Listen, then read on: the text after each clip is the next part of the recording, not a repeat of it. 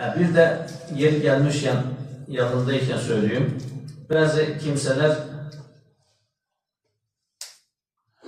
yaşlılık sebebiyle veya çok ağır bir hastalık sebebiyle, Allah korusun, oruç bilmir. Şəriət baxımından ruhsat var. Yani səhhəti el vermir. O zaman neyinir? Bir gün için sabah ve akşam bir fağırı doyur her gün için yani.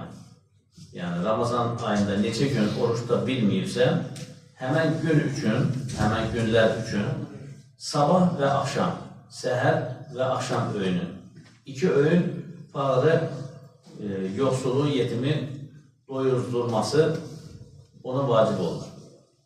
Yani fidye, buna deyirlər fidye. Fidye ile fitre hemen hemen eyni miqdardır. Bu her adamın özüne göre, öz yemeğine göre ölçülür. Yani fetva verəndə ne kadar fetva verirsin, sen neçə manata sabah akşam doyursansa, senin fidyen odur yani. Senin fitren odur. Fidyen odur. 5 manata doyursan, 10 manata doyursan, 15 manata doyursan, iki öğün ne kadar doyursansa o senin fidyendir.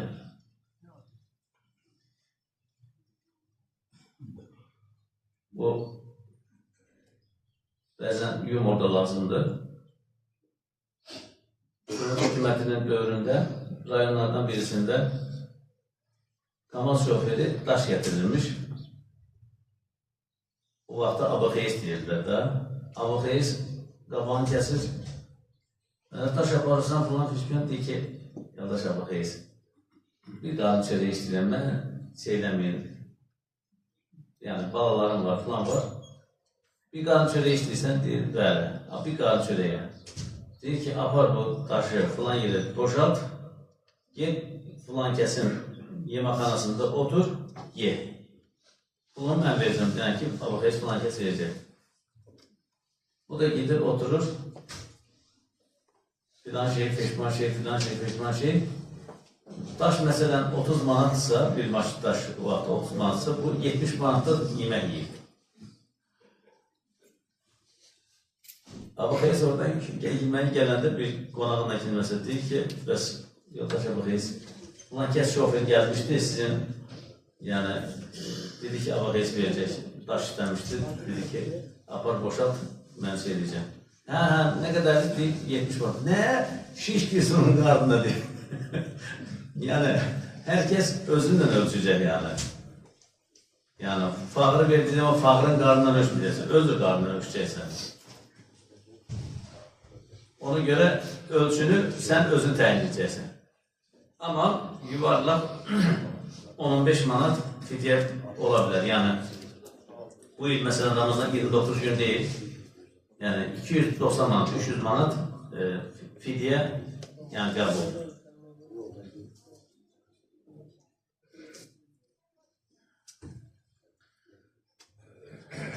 Fitir sədəqəsinin verilmə vaxtı.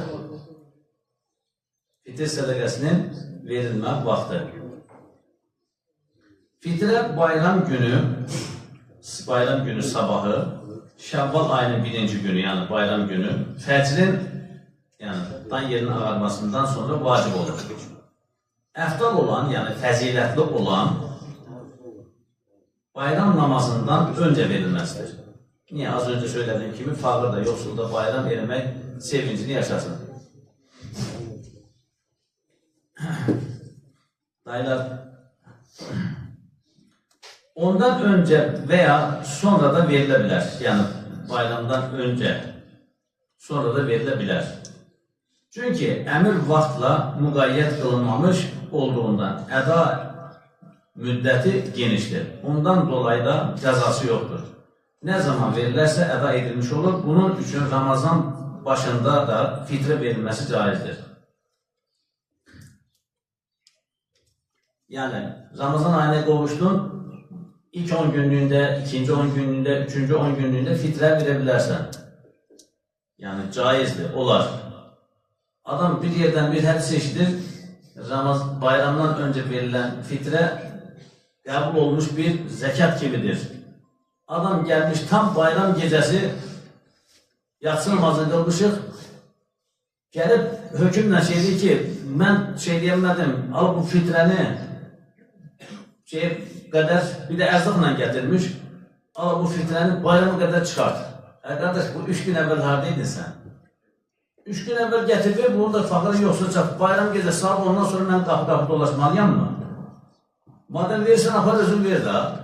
Yani bayramdan önce verilmeyini istediğim bir şey 3 gün önce geldi ha. Biz rahat yiyek bu işi. Saat ondan sonra adam kalksın dövmeyek. Yani bu şeylere dikkat edeyek. Önceki illerde olduğu için, sıkıntıya beni soktukları için anladığım bu şeyleri. Ya özür ver ya da verirsense bayramdan 2 gün, 3 gün önce ver ki biz de bu işi rahat təsəttüq edebilək, paylayabilək, verebilək.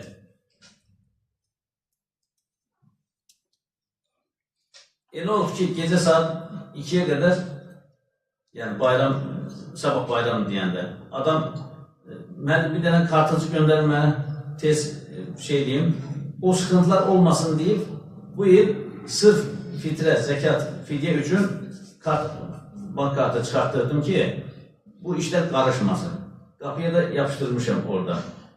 Yani oturmuşam, falan kasabın yazışmışam ki kartı gönder sen ay gazi, ay ihtiyacı olan başlı aile.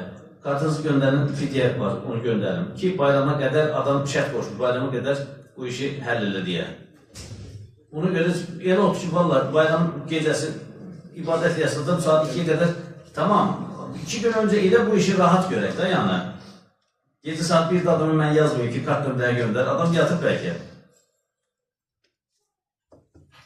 Kapıların üzerinde var zaten orada. Şey demək istəyən verebilir, oraya köçürebilir. O ancak gazilere, şehit aileleri veya ihtiyacı olan başsız ailelere verilir. Şimdi daha bir neçə gün evvel bir xəstəmiz, cəmadımızdan bir xəstəmiz vardı. Vəziyyəti yaxşı değildi. Ona 350 manat ona gönderdik. Ondan sonra bir qazı var idi, ona gönderdik. Yani böyle rahat şey deyəndə biz de rahat olur. Əvəzdən göndəriləndə.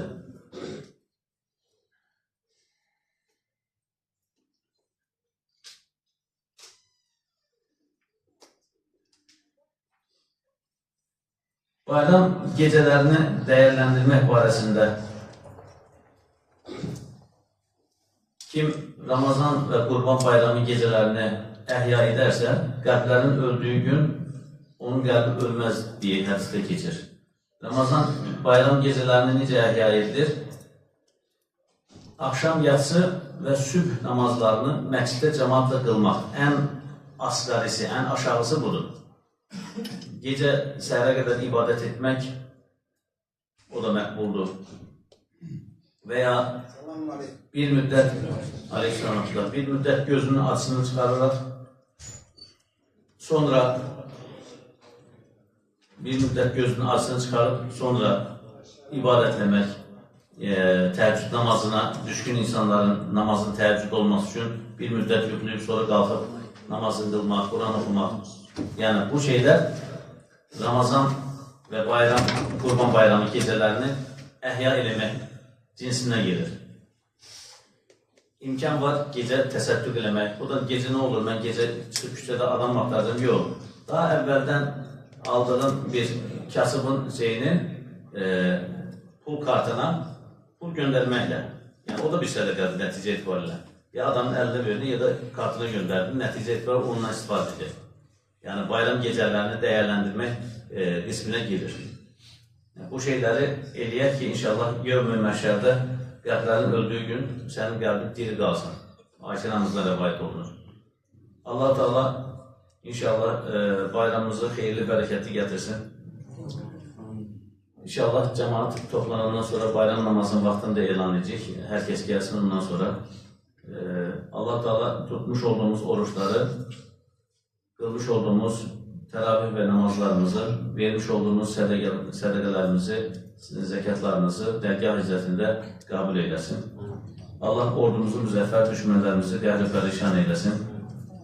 İşi olmayanlara iş, eşi olmayanlara iş, evladı olmayanlara Allah Teala salih və salihə evladlar ihsan eləsin. Evladı olanların da Allah Taala sayını artırsın və salihlərdən eləsin.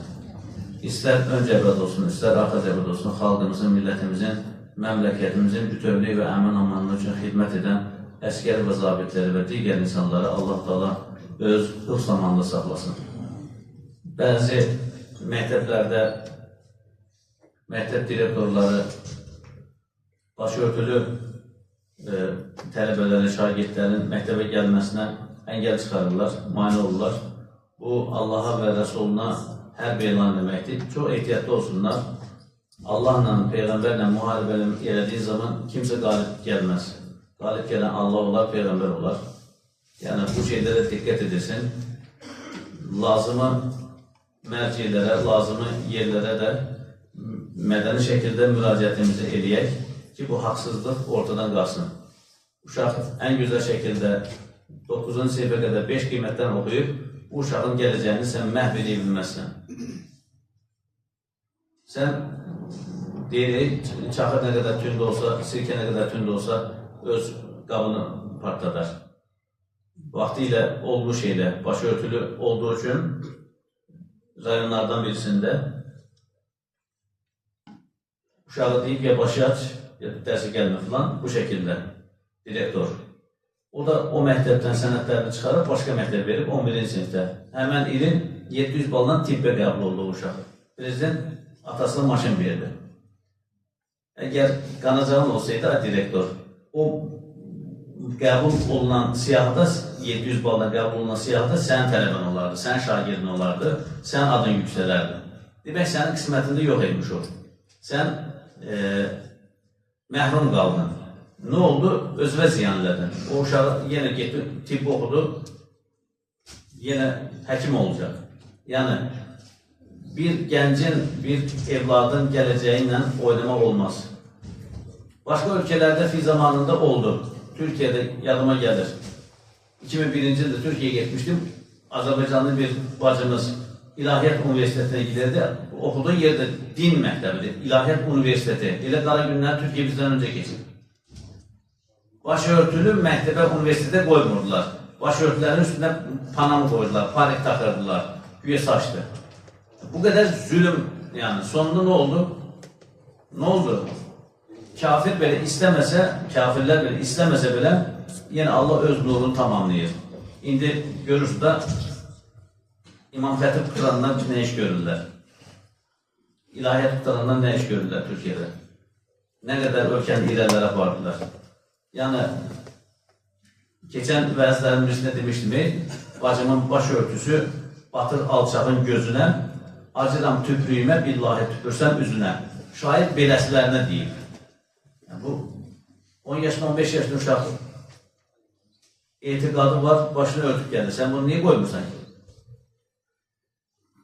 Birisi çırpaq gəzmək hüququna malikkən, o birisi örtülmə hüququna malikdir. Konstitusiya ilə təyin olmuş haqqı, hüququ sən niyə mən əlimdən almaq istəyirsən ki? Niyə mən zülm edirsən? Sən küçədə çırpaq gəzəndən gedib deyirsən ki, bu vəziyyətdə gəzmə. Və yaxud da məktəbə geyim keçimi İslami ədəbə uyğun olmayan bir geyimdə keçimdə gələnə deyirsən ki, yox, belə gəlmə. Demirsən. Demək, sənin niyyətin başqadır. Sən başqa yerlərə xidmət edirsən. Bu dövlətə xidmətləmirsən deməksən. Bu dövlətə xidmət edirsənsə, bu dövlətin qanunlarına hörmət qoyarsan. Hər kəsin yaşama hüququ var. Geyim keçim hüququ var. Sən onu əlinə ala bilməzsən. Aldığın zaman zülm edirsən. Zülmdə payidar olmaz. Bir gün Firavunun qarşısına bir Musa çıxar və həddi bildirərsə, Allah-u Teala bayramımızı xeyirli, bərəkətli gətirsin.